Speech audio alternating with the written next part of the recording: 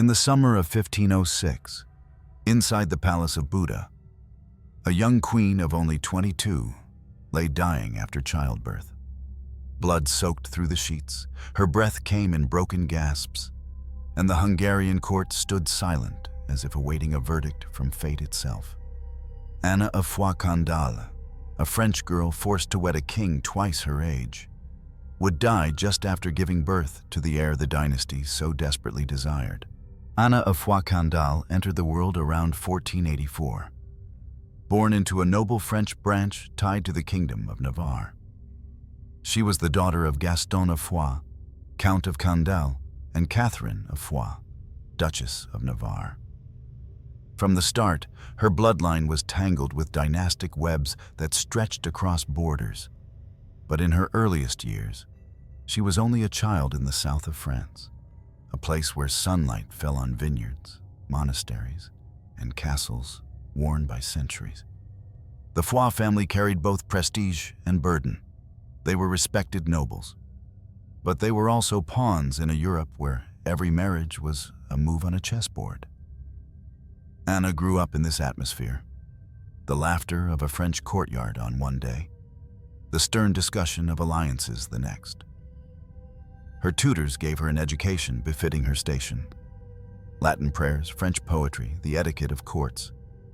To her, learning was less about personal enrichment and more about preparing for the role she would someday play, though she likely didn't realize just how little choice she would have in that role. Accounts suggest Anna was intelligent, graceful, and cultured.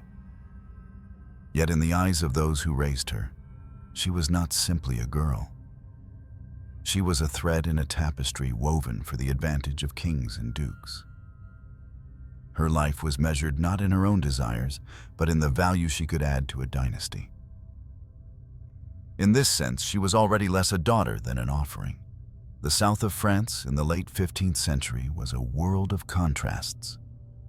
Along the Garonne and the Pyrenees, peasants lived lives of hardship, tied to the land and to survival.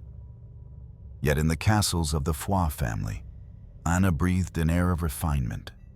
Music drifting from lutes, clerics debating theology, heralds recounting battles. This paradox of privilege and confinement framed her youth. She could read books, hear scholars, and see the wider world in imagination. But she could not step beyond the narrow boundaries of duty. The name Foix Candale itself carried echoes of identity and exile. Foix recalled a mountain fortress, a stronghold of Navarre's pride. Candale tied her to Gascony, a region long contested between French and English crowns. Anna's lineage was like a map of Europe's fractures, and she embodied them all. To her family, she was the symbol of unity. To herself, she may have felt like a piece divided. Historians often note how young noblewomen like Anna were trained to suppress personal longing. If she dreamed of affection, of choosing a companion for herself, such wishes were quickly extinguished. What mattered was obedience. What mattered was the alliance her hand could secure. To imagine otherwise was to invite disappointment. In later years, chroniclers would scarcely record her words, her voice, or her feelings. They remembered instead the contracts written in her name. Anna of Foix Candale was not allowed to leave behind diaries, confessions, or letters that revealed her heart. She is known not for her inner life, but for her outer fate. A silence that tells us more than words could. And so, the girl from Candale carried within her both the beauty of French culture and the weight of inevitability. She was a seed planted in soil that was not her own, and destined to be uprooted and replanted in a foreign kingdom. France was her origin, but not her destiny. Her childhood might have been filled with laughter in castle gardens, her steps echoing against stone walls. But every sound was already a rehearsal for departure. In Anna's world, daughters did not belong to themselves. They belonged to treaties, By the turn of the 16th century, Anna of Foix Candale had crossed the invisible threshold from girlhood into womanhood. At 18, she was considered ready to fulfill the purpose for which she had been raised: marriage. But marriage in her world was not the union of hearts. It was the currency of politics. Europe in 1502 was a patchwork of fragile kingdoms, restless empires, and hungry dynasties. France under Louis XII sought influence eastward, while the Kingdom of Hungary, stretched between Ottoman threats and internal weakness, struggled to secure its survival. On the chessboard of diplomacy, Anna was the perfect piece. French by birth, noble by blood, and young enough to bear children. The suitor chosen for her was Vladislaus II, King of Hungary and Bohemia. He was over 50 years old, a widower and desperate. His throne had been secured more by fragile alliances than by personal strength. He was called Dobje Laszlo, King OK, because he was said to approve every petition placed before him with a weary nod. His rule was marked by indecision, his body weakened by age, and his court divided by factions. What he lacked most was an heir. To Anna, the match must have seemed bewildering. She was barely an adult, closer in age to Vladislaus's children from his first marriage than to the king himself. She spoke French, not Hungarian. She knew the landscapes of Gascony, not the plains of the Danube. Yet the alliance was sealed in ink, not sentiment. For France, her marriage would extend influence into Central Europe. For Hungary, it would promise legitimacy and, hopefully, a future prince. When Anna left her homeland, she stepped not just into another country, but into another destiny. Imagine the procession: a young woman clothed in finery, her face pale under the weight of expectation, moving across rivers and mountains toward a palace she had never seen. Behind the banners and fanfare, there must have been fear. The distance between Candale and Buda was not just measured in miles. It was measured in the gulf between innocence and duty. Contemporaries recorded the marriage as a triumph of diplomacy. Chroniclers wrote of the feast, the music, the splendor of two courts united. But behind the ceremony was a story less told. A girl traded for the survival of kingdoms. For Anna, the vows spoken in Latin were not a choice, but an obligation. She was no bride of romance. She was an envoy of necessity. In the quiet after the wedding, the contrasts between Anna and Vladislaus would have been impossible to ignore. He was a man who had carried crowns for decades. She was barely past childhood. He bore the weight of a weary reign. She bore the bloom of youth that would soon be demanded as proof of fertility. Their marriage bed was not a place of tenderness, but of calculation. Every touch was measured against the hope of a son. Anna's name disappeared quickly from the chronicles of France, as if erased the moment she crossed the border. She became, in the eyes of Europe, Queen of Hungary and Bohemia, her French identity eclipsed by her new role. Yet that role was stripped of power. She was not expected to advise or govern. She was expected to conceive. In this, Anna joined the long line of queens who were remembered less for who they were than for what they produced. Her marriage was a cage made of treaties and expectations, and within it, she carried both the promise and the peril of dynastic survival. The halls of Buda Castle echoed with footsteps that told a story of imbalance. On one side of the marriage stood Vladislaus II, a king weathered by decades of political fatigue, already past the vigor of middle age. On the other stood Anna, barely 18, a young woman still adjusting to the unfamiliar corridors of power. Their union was not simply unequal.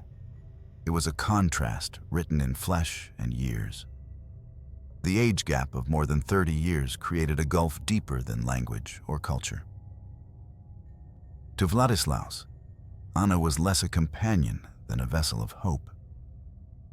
His health was fragile, his reign insecure, and the whispers of nobles pressed upon him. Without a male heir, the crown could pass into foreign hands. To Anna, the king must have seemed more like a weary guardian than a husband, a man with graying hair, lined face, and the heavy air of resignation. Life in the palace reflected this distance. Vladislaus, known for his indecisiveness, often let the magnates rule in his stead. He was described by contemporaries as passive, almost spectral, a monarch who nodded away decisions with the phrase "dobza," meaning "it is good." Such passivity did not invite warmth. It left Anna in a cold court where political factions quarreled around her, and where her role was constantly reduced to her ability to bear sons. The queen's youth, which should have been a time of discovery, was instead treated as an instrument. Every gaze upon her measured her worth by the roundness of her figure, the rhythm of her cycles, the whispers of whether she might be with child. She was no longer Anna of Foix Candale. She was a womb draped in silk, a promise veiled in flesh. Imagine the evenings. The court gathered in dimly lit halls, the king distant, his laughter muted, his energy spent. Anna, seated beside him, could not have failed to notice the stark difference. He spoke of obligations, of treaties, of heirs. She, scarcely older than a girl, carried inside her a loneliness that no crown could soften. The chroniclers of Hungary rarely mentioned her feelings. They noted her presence at ceremonies, her pregnancies, her titles. Yet silence itself is a kind of testimony. It suggests that Anna's inner life was deemed irrelevant to the story of kings. Her voice was swallowed by the machinery of politics, and in that silence we glimpse the truth. She was seen, but not heard, crowned, but not cherished. The distance between husband and wife was not simply emotional. It was cultural. Anna's French upbringing, with its court steeped in chivalric ideals and poetry, clashed with the stark pragmatism of Central Europe, where survival against Ottoman expansion demanded steel rather than sentiment. She was a stranger in her own household, a foreign flower transplanted into hard soil, expected to bloom without care. As months turned into years, the rhythm of this cold marriage settled like frost. Vladislaus aged further, and Anna bore the weight of expectation in silence. She may have walked through the palace gardens, her footsteps soft on gravel paths, but even the flowers around her seemed less vibrant, as though reflecting her isolation. In her short life, Anna was denied the simple warmth of companionship. Her marriage was not built on affection, but on calculation. The 30 years that separated her from Vladislaus were more than a number. They were a void, an emptiness that consumed her youth and turned her presence at court into a living metaphor for sacrifice. Life inside Buda Castle was like walking through a hall of mirrors. Every glance, every whisper, every gesture reflected back not Anna herself, but the expectation of what she might deliver. To the Hungarian court, she was less a queen than a vessel of destiny. And destiny in their eyes meant one thing only: a male heir. The atmosphere around her was heavy with anticipation. The great nobles of Hungary, powerful magnates who often held more authority than the king himself, measured her with their eyes. They did not ask after her health or her happiness. They asked whether her womb would secure the continuation of the crown. Their gaze was a silent demand, a weight pressing upon her shoulders, even in moments of solitude. Every detail of her body became a subject of speculation. If she looked pale, whispers spread that she might be ill and unable to conceive. If she appeared tired, rumors grew that she was already with child. Her identity was dissected, not by her words or actions, but by the physical signs that courtiers imagined upon her. She lived under surveillance more intimate than any prison guard could enforce, the surveillance of expectation. The palace itself magnified this pressure. Buda, perched on the banks of the Danube, was a seat of grandeur, but also of anxiety.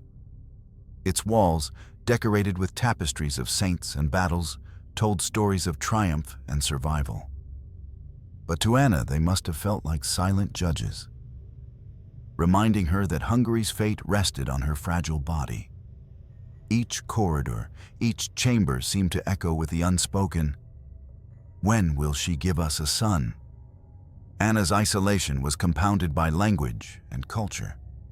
Hungarian courtiers spoke in tongues unfamiliar to her, and though interpreters and tutors surrounded her, the distance remained. She could not confide in them without fear that her words would be twisted, her vulnerability exploited. Even in laughter, she was cautious, for every expression could be misread as a signal about her condition. The queen's attendants, often women of the court, became both companions and watchers. They helped her dress, they followed her steps, they soothed her during sleepless nights. Yet they also reported to others. What she ate, how she slept, the rhythm of her monthly cycle, all became matters of state. Anna's body was transformed into a political calendar. There was no room for freedom in such an existence. Unlike the noblewomen of her childhood, who could still ride through the Gascon countryside or retreat to family estates, Anna was bound to the palace. Her movements were limited, her letters scrutinized, her friendships constrained. Every relationship she formed had to serve the crown. Every gesture weighed against dynastic interests. The pressure seeped into her daily rituals. When she walked in the gardens, she was accompanied by whispers of whether exercise would endanger her fertility. When she prayed in the chapel, kneeling before gilded icons, she could not escape the thought that her prayers were judged by whether they would result in a son. Even her faith was entangled with politics. A childless queen was seen not only as a dynastic failure, but as a spiritual disappointment. The courtiers, ever pragmatic, did not hesitate to compare her silently to queens of the past. Some had given birth to healthy heirs quickly. Others had failed and were remembered only as footnotes. Anna, still so young, already felt the ghostly company of these women, a lineage of forgotten queens whose worth had been measured only in children, not in deeds. The king himself, Vladislaus, added to the pressure without intending cruelty. His desperation for a son was no secret. His reign was fragile, his health declining, and his enemies circling. To him, Anna was the last hope, the living answer to his people's fear that Hungary would collapse without a secure succession. He may not have spoken harshly, but his silence, his weariness, his ever-watchful eyes carried the same weight. For Anna, the burden was more than physical. It was psychological, emotional, spiritual. She bore not just her own youth, but the demands of a kingdom. Her body was transformed into a battlefield, not one fought with swords and shields, but one fought with cycles and pain, with risk and mortality. Every nobleman's ambition, every priest's prayer, every whisper in the corridors found its way into her blood, her breath, her bones. It is difficult, centuries later, to imagine the claustrophobia of her existence. A woman raised among French vineyards now lived as if enclosed in glass, every action magnified, every failure waiting to be seized upon. In this, Anna's story was not hers alone. She embodied the plight of countless royal women across Europe, women who bore crowns but carried shackles invisible to the eye. And yet, despite the crushing expectation, Anna endured. She smiled at ceremonies, bowed her head in prayer, and fulfilled her role with dignity. She must have known that rebellion was impossible, that her silence was the only armor she possessed. But silence, too, is a kind of resistance, a refusal to collapse under the gaze of those who saw her only as a womb. The metaphor that defines her life at this stage is that of a candle placed in a drafty corridor. It burns because it must, yet every gust of wind threatens to extinguish it. Anna's flame flickered, casting light on the hopes of a dynasty, but already the shadows around her were gathering. In the summer of 1503, after a year of whispered prayers and tense anticipation, Queen Anna finally gave birth. The palace bells rang, courtiers cheered, and the name of the new royal child was announced: Anna of Bohemia and Hungary. She was healthy, her cry echoing down the marble corridors, a sign that the dynasty had a future. But the jubilation was mixed with disappointment. The baby was a girl. To the ordinary people of Hungary, a daughter might have been welcomed with affection, another child born into a family, another soul added to the community. But to the men who governed from gilded chambers, the newborn was a reminder that the line of succession was still in jeopardy. A girl could not carry the crown in her own right. She could only be a bride, a bargaining chip in some future alliance. For Anna of Foix Candale, the young queen, the birth was both triumph and tragedy. Triumph, because she had proven her fertility, silencing those who doubted her. Tragedy, because she knew at once that her survival depended on giving birth again, this time to a son. The infant in her arms, fragile and innocent, was not enough for the court. The queen herself was not enough. The days after childbirth should have been a time of recovery, of quiet joy, of bonding between mother and child. But Anna's chamber did not allow such peace. Courtiers came with congratulations laced with unspoken disappointment. Midwives whispered of her strength, but nobles measured it against her ability to bear another pregnancy soon. Even as she nursed her daughter, her body was already being counted, calculated, and prepared for the next demand. The birth of her daughter placed Anna in the paradox shared by many queens of her era. Celebrated for motherhood, yet diminished when motherhood did not produce the desired heir. She had fulfilled her duty, yet duty was endless, always demanding more. Her daughter's life, precious to her, was treated by others as a temporary achievement, a first step rather than a destination. Young Anna, the infant, grew into a symbol. She was baptized with grandeur, clothed in silks, placed in gilded cradles. Chroniclers recorded her beauty, her promise, her role as a link between nations. Yet beneath the pomp lay a subtle cruelty. She was raised not as herself, but as a future bride to be traded in marriage, just as her mother had been. In her cradle, she was already a pawn. For the queen, holding her daughter must have been bittersweet. She likely saw in the child a reflection of herself. The same delicate features, the same fate of being born female into a world that demanded sons. Did Anna of Foix Candale look into her daughter's eyes and glimpse her own future? Did she fear that this small life would be bound, like hers, to treaties and thrones rather than freedom? The court, meanwhile, moved quickly to consider possibilities. Whispers circulated about who the girl might marry in years to come. The Habsburgs, always watchful, took note. The French court, too, calculated the value of the child. Even in infancy, the young Anna was currency. The queen's body bore the cost of her duty. Childbirth in the early 16th century was perilous. even for those surrounded by physicians and midwives. There were no antiseptics, no painkillers beyond herbs, no understanding of infection. Every birth was a gamble, every mother a soldier on a battlefield unseen. Anna survived her first ordeal, but it left her weakened. Her strength, once measured in youthful energy, now began to wane. The palace, however, gave her no time for convalescence. The pressure resumed almost immediately. Nobles, priests, even her husband's counselors reminded her, sometimes subtly, sometimes directly, that the future of Hungary still required a boy. Her daughter was cherished in words, but dismissed in value. Only a son could secure the crown. Only a son could silence the looming threat of foreign intervention. For Vladislaus II, the arrival of a daughter was a temporary comfort.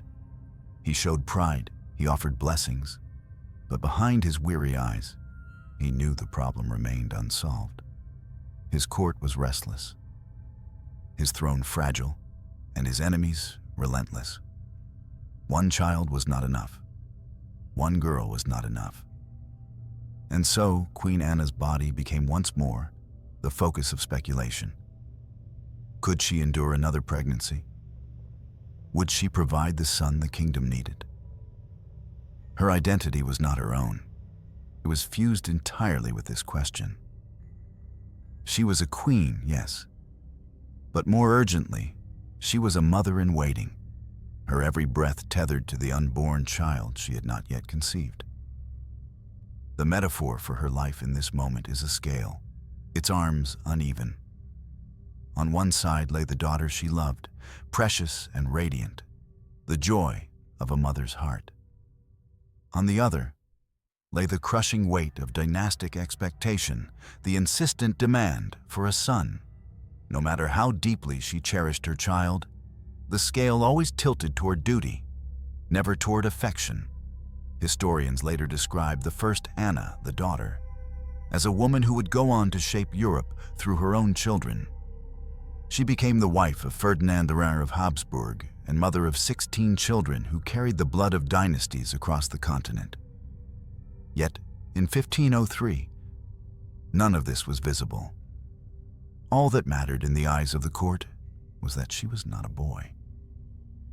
The queen, young and weary, must have felt the truth like a shadow pressing against her. Her battle was not won, only deferred. Her first daughter was a miracle of life, but in the cold language of politics, it was a failure of destiny.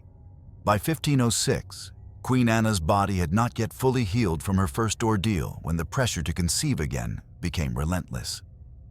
A daughter, no matter how cherished privately, was not enough for the Hungarian throne. Courtiers counted the months, physicians studied her complexion, and midwives monitored her closely, waiting for the signs of another pregnancy. For the queen, there was no reprieve. Her body was a clock, and the hands of that clock belonged not to her, but to the kingdom. When word spread that she was once more with child, the palace erupted in a new cycle of expectation. This time, the whispers carried more urgency, tinged with impatience. If the first birth had been a rehearsal, the second was the true performance, the moment when Anna was expected to fulfill her destiny. The court prayed for a boy. Nobles tightened their political calculations, and priests promised blessings. Beneath the blessings lay a cruel truth. If Anna failed again, she would be remembered not as a queen, but as a disappointment. Pregnancy in the 16th century was a trial by ordeal. There were no guarantees of survival, and Anna knew this well. She had seen other women, noble and common alike, suffer and die during childbirth. Each time she placed her hand over her swelling stomach, she must have felt both hope and dread. Within her grew not only a child, but also the possibility of her own undoing. The queen's health, already delicate, began to falter as the months passed. Chroniclers noted her pallor, her weariness, her breath that seemed too shallow for her age. Even as she carried life, her own strength ebbed. She was only 22, but her body bore the weight of centuries of dynastic ambition. She was no longer the bright figure who had once left France. She was a vessel running low, a flame flickering under constant draft. Around her, the palace did not soften.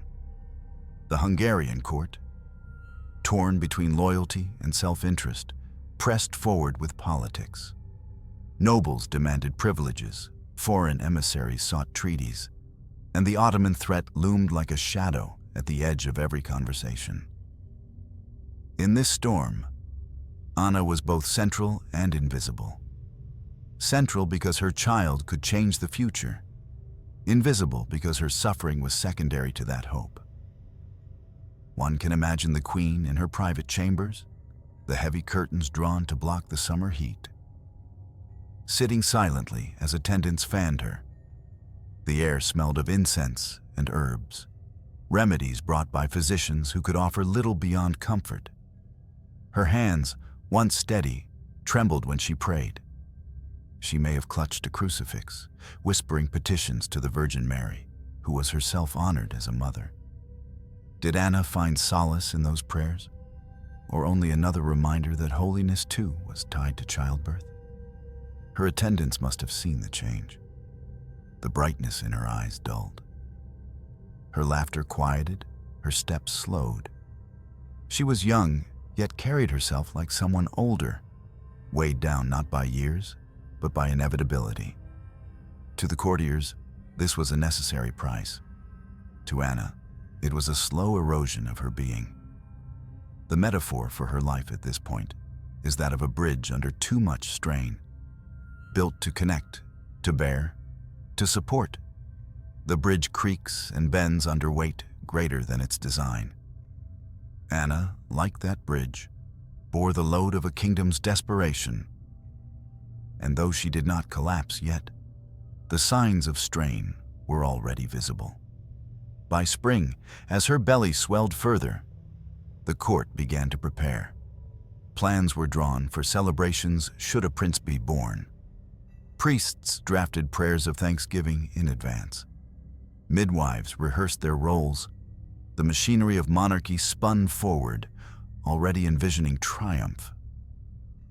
Anna, however, faced a different vision, the haunting thought that she might not survive to see her child grow.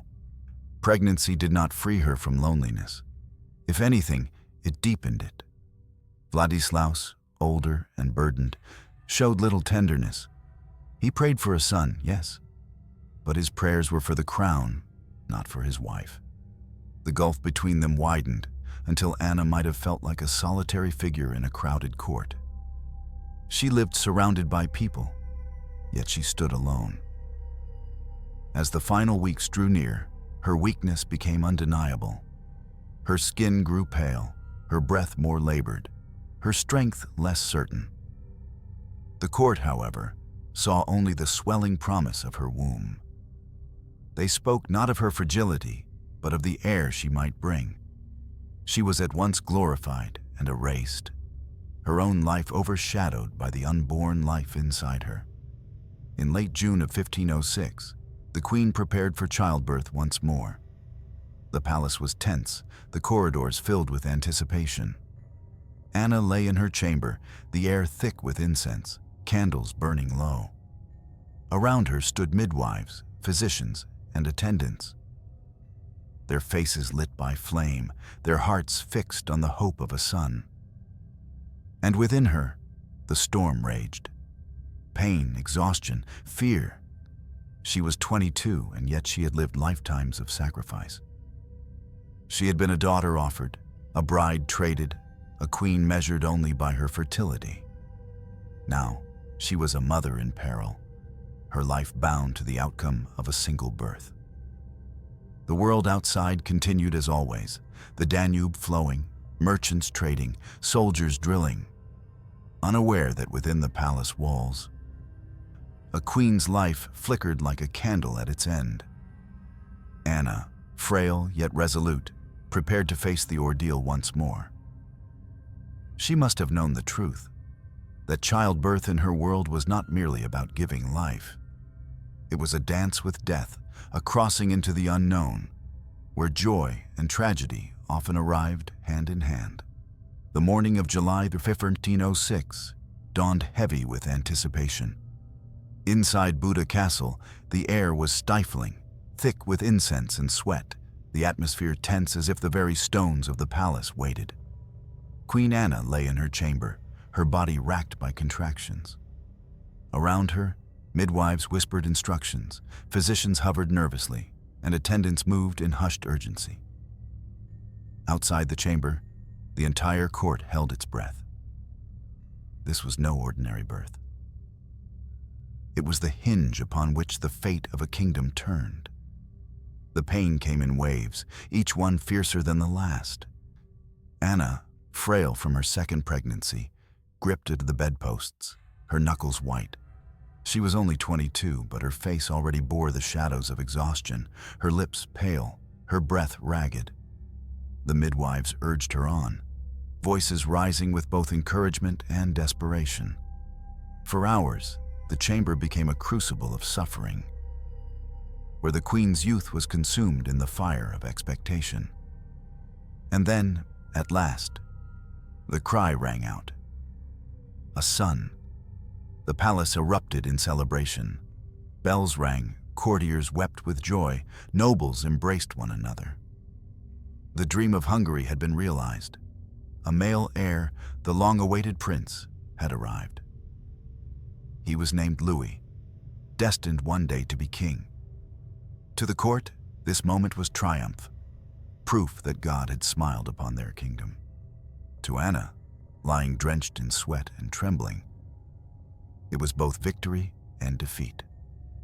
For while the child lived, the queen began to die. The joy of the court drowned out the grim reality unfolding within the bedchamber. Anna was bleeding, far more than a healthy mother should. The midwives tried to staunch the flow, pressing cloth after cloth, but the crimson returned faster than it could be stemmed. The physicians, bound by the limits of their age, offered prayers and poultices, but they could not stop the tide. Her body, weakened by her first childbirth, could not endure the second. Even as courtiers outside toasted the newborn prince, Anna lay fading, her breaths shallow, her eyes dimming. The irony was cruel. In giving Hungary its heir, she had signed her own death warrant. Her body, demanded by the kingdom, was now consumed by the very task it had been forced to fulfill. The days that followed were a blur of agony. For nearly 4 weeks, Anna lingered between life and death. She grew paler each day, her strength slipping away, her chamber filled with the scent of herbs meant to mask decay. The infant prince, swaddled in silks, was paraded before the court as the promise of the future, while his mother wasted behind closed doors. The queen became an afterthought, a fading figure eclipsed by the son she had delivered. Those who visited her during these final weeks described a haunting scene. Anna reclined against pillows, her frame frail, her hands thin and trembling. The once vibrant young woman from France now seemed more ghost than flesh. She whispered prayers, perhaps for her children, perhaps for release. The court still demanded her presence, but all she could offer was silence and the slow surrender of her life. On July 26, 1506, the inevitable came. Anna of Foix Candale exhaled her last breath. She was 22 years old. Her death was both a personal tragedy and a political event. To the court, she had succeeded. She had given them a prince. To herself, she had been sacrificed. She had arrived in Hungary as a bride of alliance, and she left it as a corpse carried to burial. Her life was a candle extinguished just as it had burned brightest. The metaphor of her end is that of a flower forced to bloom too quickly. The rose opened in sudden brilliance, revealing its beauty, but in the rush, its stem snapped, and the blossom withered in full view. Anna's short life was that rose, admired, celebrated, and destroyed by the very hands that demanded its bloom. In the palace, the celebrations for the prince continued even after her death. The contrast was brutal. A cradle filled while a coffin prepared. Louis was hailed as the future of the dynasty, while Anna's memory was draped in silence. Bells rang for the heir, not for the mother who had given everything. History often treats such deaths as footnotes. Yet Anna's death tells us something profound about the fragility of women's lives in her age. Queens wore crowns but entered childbirth with no more protection than peasant women in cottages. They lived surrounded by luxury but faced death on the birthing bed as nakedly as the poorest. Anna's palace chamber, with its gilded tapestries and velvet curtains, was no different from a battlefield. The enemy was unseen, but the casualty was certain. Her body was laid to rest with solemnity, her youth forever frozen in the memory of those who had watched her die. The court moved on, as courts always do, but her story lingered, like a shadow cast on the walls of Buda. For in the cry of the newborn prince was also the silence of his mother. Two fates bound together, one beginning as the other ended. Anna of Foix Candale had fulfilled her role. She had given Hungary its heir, and in that fulfillment, she had been erased. Anna's death did not shock her contemporaries. It saddened them, yes, but it did not surprise them. The tragedy of childbirth was a rhythm already etched into the lives of Europe's royal houses. To be a queen was to walk a path lined with silks and jewels, but also with blood and peril. Anna was one in a long procession of women who had carried both the hopes of kingdoms and the mortal risks of motherhood. In 16th century Europe, childbirth was the most dangerous passage for any woman. And queens were no exception. No matter how many tapestries hung in their chambers, no matter how many physicians and midwives stood at their side, the outcome could not be guaranteed. Fever, hemorrhage, exhaustion. These were enemies as relentless as any invading army. A palace chamber could be as fatal as a battlefield. Anna's fate mirrored that of so many others. Just decades before, Elizabeth of York, the mother of Henry VIII of England, had died after giving birth to a daughter. In Castile, Queen Isabella watched her own daughters suffer in turn, some dead in childbirth, others weakened beyond recovery. Later, in France, Claude of Valois, wife of Francis I, would die after bearing 7 children in only 9 years. These women, like Anna, were remembered not for their voices, their thoughts, or their choices, but for their wombs. Wombs that gave, and wombs that destroyed. The cycle was cruelly repetitive. Queens were prized for their ability to secure dynasties, but the very act that proved their worth also imperiled their lives. Each pregnancy was a wager, a roll of dice against fate. And often, the crown collected its due in the form of a life cut short. Contemporaries sometimes spoke of childbirth as a kind of battlefield unique to women. Chroniclers described it with metaphors of combat.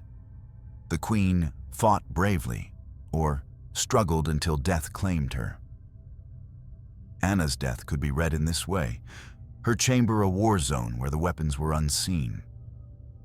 The blood, nonetheless real. Yet unlike soldiers, queens had no choice about entering this fight. They were conscripted by birth, drafted by politics, their bodies turned into the front lines of dynastic survival. The paradox deepened when considering how queens were honored. Their deaths were lamented, yes, but always in terms of what they left behind. Heirs, alliances, the continuation of a line. Rarely did anyone pause to grieve Anna herself, her youth, her laughter, her humanity. The chroniclers moved quickly from her death to her son Louis, the infant king in waiting. The mother became the shadow, the child, the light. For women of her station, identity was erased by repetition. Anna was not unique in her sacrifice, and therein lay the injustice.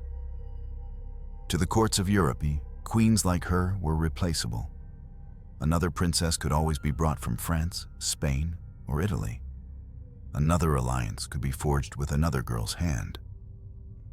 But for the women themselves, life was irreplaceable. A death at 22 was not a footnote. It was the silencing of an entire future. The image that best captures this truth is that of a crown placed upon a cradle and a coffin in the same breath. The crown celebrates the heir, but the coffin reminds us of the cost. For Anna, the timing was merciless. Her son's birth and her own death were bound together, as if fate required an exchange. Even beyond the royal courts, the pattern was clear. Across villages and towns, women of all classes risked death in childbirth. But the difference for queens was that their risk was amplified by duty. They were expected to conceive again and again until a male heir survived infancy. To fail was to risk political collapse. To succeed was to court death. It was a cycle with no escape. Historians sometimes speak of these queens as dynastic martyrs. The phrase may sound romantic, but it conceals the cruelty. They did not choose martyrdom. It was imposed upon them. Anna of Foix Candale, like so many others, was sacrificed at the altar of politics, her body broken not by chance alone, but by deliberate pressure. The insistence that she provide a son, no matter the cost. The court's reaction revealed this stark truth. While her body was prepared for burial, the court turned its focus to the infant Louis. Prayers for Anna's soul were offered, but celebrations for her son rang louder. Her funeral was solemn, yet overshadowed by the baptismal pomp of the newborn. In death, as in life, Anna was eclipsed. And yet, her story lingers because it was not hers alone. It was a chapter in a wider tale of women forgotten, queens who died unseen, their only memorial, the children who survived them. To remember Anna is to remember all of them. Elizabeths, Claudes, Isabellas, and countless unnamed. Their lives were like candles lit in a storm, flickering against the winds of expectation, extinguished too soon. Anna's tragedy forces us to confront the fragility of human life against the machinery of power. Her body was demanded by politics, consumed by childbirth, and erased by history. She was praised as a queen, but lived and died as a prisoner of her womb. In the end, Anna of Foix Candale was part of an endless pattern. She was one face in a gallery of sorrow, where the portraits of queens are painted in gold frames, but their stories are written in red ink. Her death reminds us that behind every triumphal lineage, every glittering dynasty, lies a trail of women who paid with their lives for the continuation of crowns. Anna of Foix Candale's death at 22 was not the end of her story. The true measure of her absence would be written in the lives of her children. One daughter and one son, both bound by fate to carry forward the fragile hopes of a dynasty. Yet the shadow of her death stretched over them, shaping their destinies in ways both tragic and momentous. Her son Louis, the long-awaited heir, was hailed as the savior of Hungary and Bohemia. He was barely weeks old when his mother was laid to rest. Too young ever to know her face or voice. The irony of his birth was that it secured the throne, but cost him the very bond that might have guided him through life. He grew up a king in name, but an orphan in reality. Louis II ascended the throne as a child after his father's death, raised by regents, courtiers, and tutors who often cared more for their own power than for the boy's soul. Without a mother's protection or father's strength, he became a pawn in the hands of nobles who treated the crown as their personal prize. Chroniclers describe him as intelligent but unsteady, a youth pulled in many directions by advisors who failed to shield him from the storm of politics. His reign was short and doomed. In 1526, at the age of 20, Louis faced the Ottoman Empire at the Battle of Mohacs. Outnumbered and poorly prepared, he fought bravely but was swept into catastrophe. As the Hungarian army collapsed, the young king fled on horseback, only to fall into a swampy marsh. There, armored and exhausted, he drowned, a death as pitiful as it was symbolic. His mother had died giving him life. He died surrendering that life to the relentless tide of history. Anna's daughter, also named Anna, lived a different fate but one no less shaped by her mother's sacrifice. As the surviving princess, she became a jewel on Europe's diplomatic table. In 1521, she married Ferdinand of Habsburg, brother of Emperor Charles V. Through her, the Habsburg dynasty inherited the crowns of Hungary and Bohemia, forever altering the balance of power in Central Europe. Unlike her brother, Anna lived long enough to see her role as mother expanded on a massive scale. She bore 16 children, many of whom carried forward the Habsburg line into nearly every corner of the continent. Through her, the Habsburgs extended their reach, turning a family into an empire that would dominate European politics for centuries. Yet her fate also echoed that of her mother. Her body, too, was consumed by childbirth, drained by repeated pregnancies. Her legacy was written in bloodlines, not in her own voice. In this sense, Anna of Foix Candale lived on in her children, but in ways both triumphant and tragic. Her son's death at Mohacs marked the collapse of independent Hungary, swallowed by Ottoman conquest and Habsburg takeover. Her daughter's prolific motherhood sealed the dynasty's dominance, but at the cost of personal exhaustion. Together, they embodied the paradox of their mother's life, that life could spring from sacrifice, but always with a price.